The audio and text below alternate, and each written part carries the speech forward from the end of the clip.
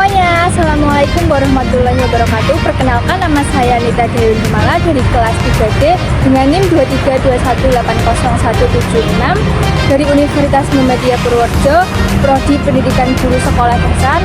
Di sini saya akan mendongeng tentang si kelinci dan bayangannya di danau.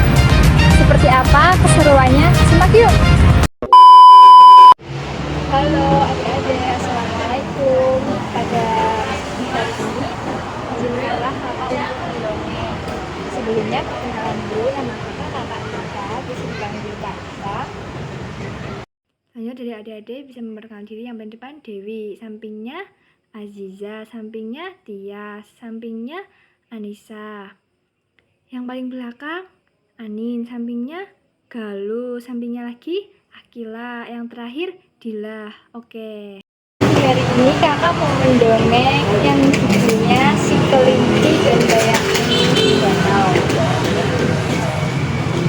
Di sebuah hutan yang indah, hiduplah seekor kelinci bernama Lulu. Lulu terkenal sebagai kelinci yang lincah, pintar, dan dia penuh semangat. Namun, ada satu hal yang selalu membuatnya itu gelisah. Dia sangat takut pada bayangannya sendiri.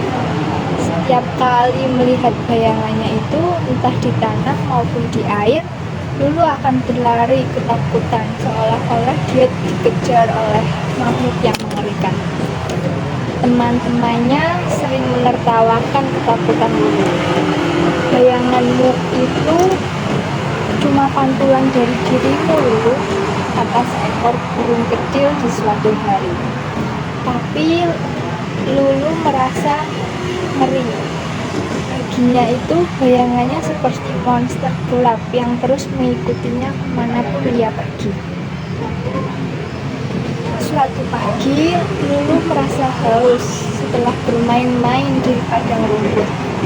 Dia memutuskan untuk pergi ke danau di tengah hutan. Danau itu sangat jernih airnya, dan airnya memantulkan langit biru dan pepohonan di sekitarnya. Lulu berjalan pelan menuju tepi danau, lalu membungkuk untuk meminum. Namun, begitu dia melihat ke dalam air, Lulu membeku. Di permukaan air, dia melihat bayangannya yang hitam dan besar, dengan telinga yang panjang, yang sama seperti dirinya. Lulu melompat mundur sambil berteriak, "Monster! Monster!" di dalam air. Dia bersembunyi di balik semak-semak, napasnya pun terengah-engah. Lulu menunggu beberapa saat dan berharap monster itu pergi. Tapi rasa hausnya semakin menyiksa. Dengan gemetar dia kembali ke danau. Kali ini Lulu mencoba lebih berani. Dia menatap ke dalam air dan berkata, "Hei, kau siapa? Siapa kau? Dan kenapa kau selalu meniru setiap gerakanmu?" Bayangan itu tidak menjawab. Dia hanya diam dan terus mengikuti setiap gerakan Lulu. Ketika Lulu menggerakkan telinganya, bayangan itu juga menggerakkan telinganya. Ketika Lulu menganggukkan kepalanya, bayangan itu melakukan hal yang sama. "Apa kau mengejakku?" Lulu berteriak frustasi. "Aku tahu kau ada di sana. Keluar dan lawan aku kalau berani."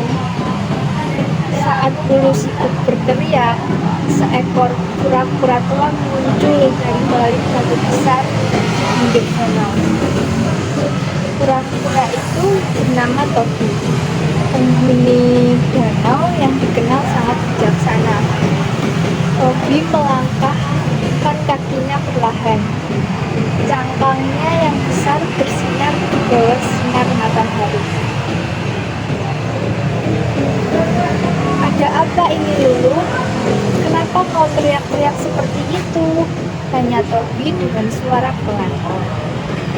Tobi, ada monster di danau ini. Dia terus meniru gerakanku dan menatapku seperti ingin menyerang, kata Lulu sambil menunjuk ke permukaan air. Tobi mengintip ke danau, lalu tersenyum.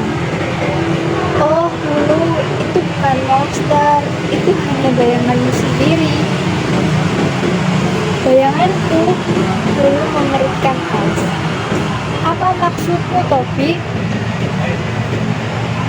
Tobi menghela nafas yang panjang dan berkata, bayanganmu hanyalah pantulan dari dirimu sendiri.